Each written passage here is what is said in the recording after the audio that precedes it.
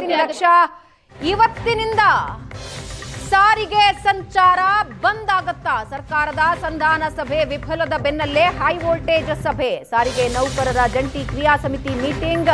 ಜಂಟಿ ಕ್ರಿಯಾ ಸಮಿತಿ ಸಭೆಯಲ್ಲಿ ಮುಷ್ಕರದ ಭವಿಷ್ಯ ನಿರ್ಧಾರ ಆಗತ್ತೆ. ಕೆಎಸ್ಆರ್ಟಿಸಿ ಎಂಡಿ ಅಕ್ರಮ್ ಪಾಷಾ ಬಂದ್ರು. ಸರ್ಕಾರದ ಕಡೆಯಿಂದ ಪ್ರಸ್ತಾಪ ಇಟ್ರು. ಆ ಮಾತುಕತೆ, ಆ ಸಂಧಾನ ವಿಫಲ ಆಗಿದೆ. What next? ಹಾಗಾದ್ರೆ ಇವತ್ತಿನಿಂದಲೇ ಸಾರಿಗೆ ಸಂಚಾರ ಬಂದ್ ಆಗುತ್ತೆ.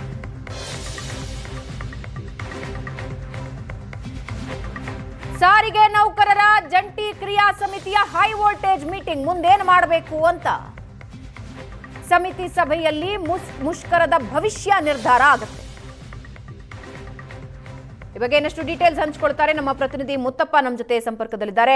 ಮುತ್ತಪ್ಪ, ಈಗ ಜಂಟಿ ಕ್ರಿಯಾ ಸಮಿತಿಯಲ್ಲಿ ಏನ್ ಚರ್ಚೆ ಆಗ್ತಾ ಇದೆ? ಇವತ್ತು ಸಾಯಂಕಾಲದ ಒಳಗೆ ಗೊಂದಲ ಪರಿಹರಿಸಿ ಅಂತ ಒಂದು ಡೆಡ್ ಲೈನ್ ಕೂಡ ಕೊಟ್ಟಿದ್ದಾರೆ. What next? ಏನ್ ಚರ್ಚೆ ಆಗ್ತಾ ಇದೆ? ಭಾವನಾ, ಏನು ಸಾರಿಗೆ ಸಂಘಟನೆಗಳು ಈಗ ಮುಂದಿನ ಮುಷ್ಕರ ಯಾವ ರೀತಿಯಾಗಿ ಮಾಡಬೇಕು ಅಂತ ಹೇಳ್ಬಿಟ್ಟು ಫ್ರೀಡಂ ಪಾರ್ಕ್ ನಲ್ಲಿ ಒಂದು ಸಭೆಯನ್ನ ನಡೆಸ್ತಾ ಇರುವಂತದ್ದು. ಈ ಸಭೆಯಲ್ಲಿ ಒಂದೊಂದು ಸಂಘಟನೆಗಳು ಕೂಡ ತಮ್ಮ ತಮ್ಮ ಅಭಿಪ್ರಾಯಗಳನ್ನ ಹೊರಹಾಕುವಂತ ಕೆಲಸನ ಮಾಡ್ತಿದ್ದಾರೆ.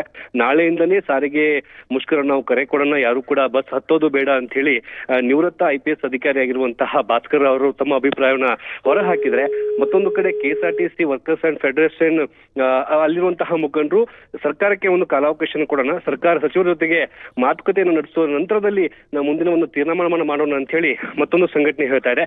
ಇದು ಸಭೆ ಕೂಡ ಮುಂದುವರಿತಾ ಇದೆ. ಇನ್ನೇನು ಕೆಲವೇ ನಿಮಿಷಗಳಲ್ಲಿ ಈ ಸಭೆಯ ಮುಕ್ತಾಯವಾಗಿ ಅಂತಿಮವಾದಂತಹ ಹೋರಾಟ ಯಾವ ರೀತಿ ಇರಬೇಕು ಅಂತ ಹೇಳಿ ಅನೌನ್ಸ್ ಮಾಡ್ತಾರೆ. ಅದಾದ ನಂತರದಲ್ಲಿ ಸಾರಿಗೆ ಸಂಘಟನೆಯ ಎಲ್ಲಾ ಪದಾಧಿಕಾರಿಗಳ ಜೊತೆಗೆ ನೌಕರರು ಎಲ್ಲರೂ ಕೂಡ ಸರ್ಕಾರದ ವಿರುದ್ಧ ಪ್ರತಿಭಟನೆ ಮಾಡಬೇಕಾ ಅಥವಾ ಏನು ಈ ಮಾತುಕತೆ ನಡೆಸಬೇಕಾ ಅನ್ನೋದ್ರ ಬಗ್ಗೆ ಕೂಡ ತೀರ್ಮಾನ ಮಾಡ್ತಾರೆ. ಸದ್ಯಕ್ಕೆ ಫ್ರೀಡಂ ಪಾರ್ಕ್ ನಲ್ಲಿ ಒಂದು ಸಭೆ ಕೂಡ ನಡೀತಾ ಇದೆ.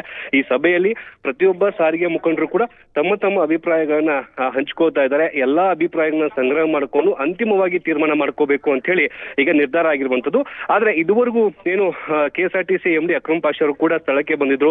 ಅವರು ಕೂಡ ಸರ್ಕಾರ ಏನು ಆದೇಶ ಮಾಡಿದೆ ಅದನ್ನ ಎಲ್ರಿಗೂ ಕೂಡ ಮನದಟ್ಟು ಮಾಡಿಕೊಡುವಂತಹ ಕೆಲಸ ಮಾಡಿದ್ರು. ಆದ್ರೆ ಸಾರಿಗೆ ನೌಕರರು ಇದಕ್ಕೆ ವಿರೋಧವನ್ನ ವ್ಯಕ್ತಪಡಿಸಿದ್ರು. ಆಗೋದಿಲ್ಲ, 38 ತಿಂಗಳ ಒಂದು ಏನು ಅರಿಯರ್ಸ್ ಇದೆ ಅದನ್ನು ಕೊಡ್ಲೇಬೇಕು. 1/1/2024 ಅನ್ವಯ ಆಗುವಂತೆ 25% ಸ್ಯಾಲರಿನ ಏರಿಕೆ ಮಾಡಬೇಕು ಅಂತ ಹೇಳ್ಬಿಟ್ಟು ಪಟ್ಟಣ ಹಿಡಿದ್ರು.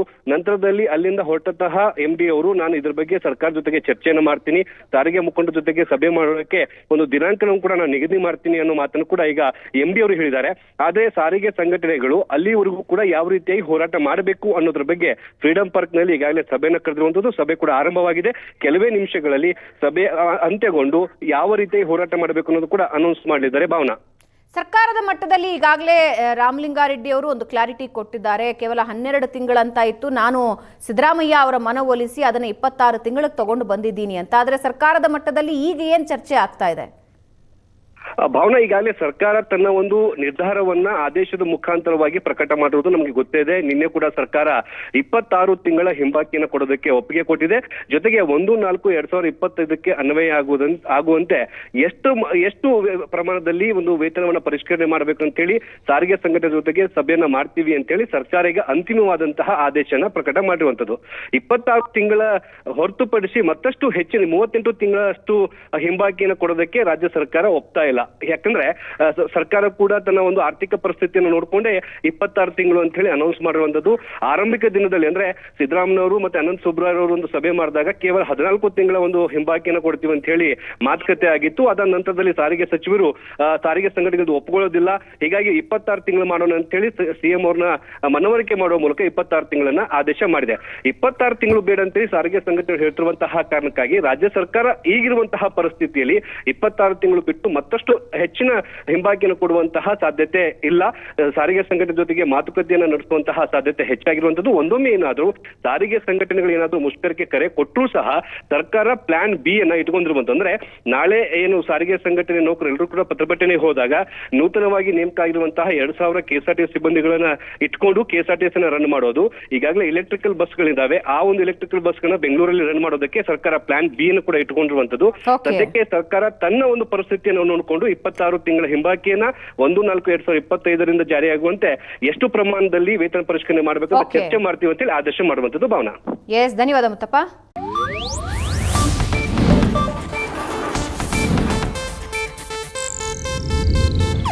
ಇದು ಏಷ್ಯಾನೆಟ್ ನ್ಯೂಸ್ ನೆಟ್ವರ್ಕ್ ಪ್ರಸ್ತುತಿ.